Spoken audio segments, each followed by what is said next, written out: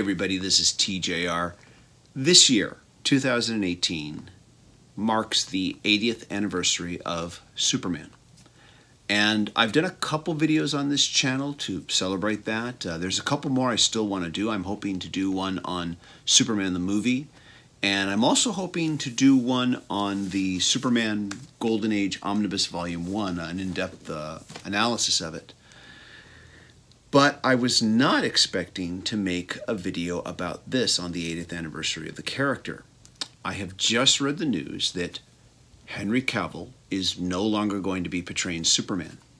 Now, right now, I don't know the why. I'm sure there are a lot of theories buzzing around the internet. Quite frankly, I don't care. I don't know if it's the studio's decision. I don't know if it's the actor's decision, but I'm sure I'll find out eventually.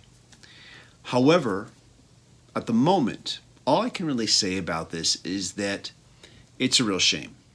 I've made no bones about the fact that I have had mixed feelings about the motion picture Man of Steel. I loved all the Krypton stuff, but I thought that the death of Jonathan Kent couldn't have been more poorly handled. I loved how Lois Lane was written and portrayed in this film, and I thought it was smart to have her know who Superman was right from the start.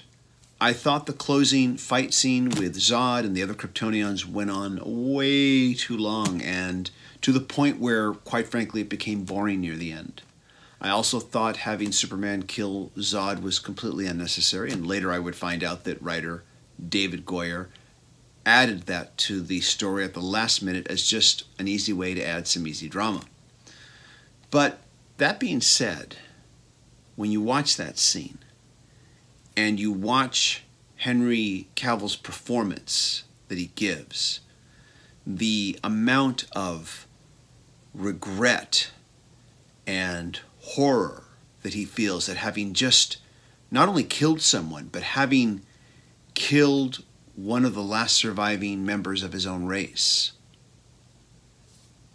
His performance is spellbinding. I can forget how the previous moment was just so poorly written because his performance was just so amazing during that scene.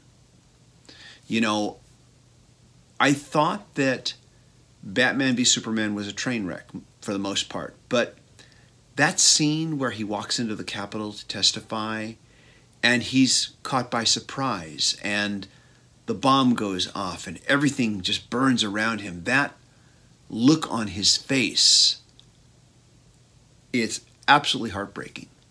There was a video I did where I stated, you know, that the way Superman was portrayed in Man of Steel, I said it wasn't my Superman, but I thought it had potential. I never had a problem with a conflicted Superman in Man of Steel because I figured we'll get a couple of more Superman films. And in those films, we'll get to see this version of Superman evolve. And that with Henry Cavill, as in the role, we would get to see him portray this character and portray how the pain of this character's past allows him to grow into being the Superman that we know. And I think it's a shame because I think he would have nailed that performance. He would have given the character of Superman a more humanized and complex depth than we've ever seen before in film. But we never got to see that, and now we never will. And the reason we never got to see those Man of Steel follow-up films is because Warner Brothers got greedy, and they wanted to just rush into Justice League. I may have had mixed feelings about the Man of Steel as a motion picture, but I had absolutely no mixed feelings about Henry Cavill as Superman, or as an actor. I thought he was a perfect choice for the role. Now, you might say, but we did get to see him be that version of Superman in the Justice League movie. But we only saw it because the studio mandated it.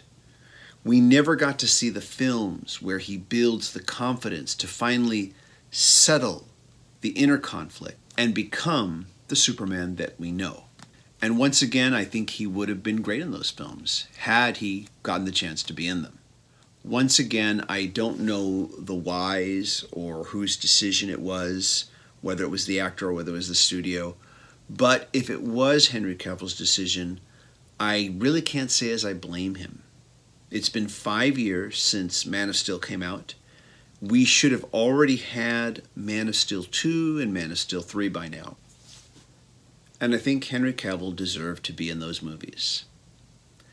Warner Brothers Pictures has made so many bad decisions. I mean, I'm not going to say they've all been bad. There have been some good ones.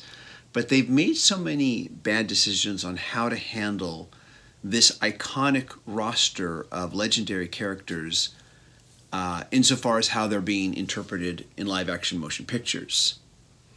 And not following up on Man of Steel has definitely been one of those bad decisions, in my opinion. Like I said at the start of this video, it's a shame, but what are you going to do? I am curious to know your thoughts on all this. Be sure to leave a comment. I'll be very interested in reading what you have to say. And once again, I just want to thank everybody who's a subscriber. I appreciate you all.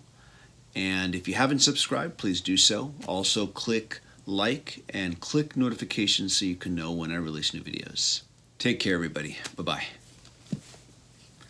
Definitely want to do an in-depth video on this. Definitely.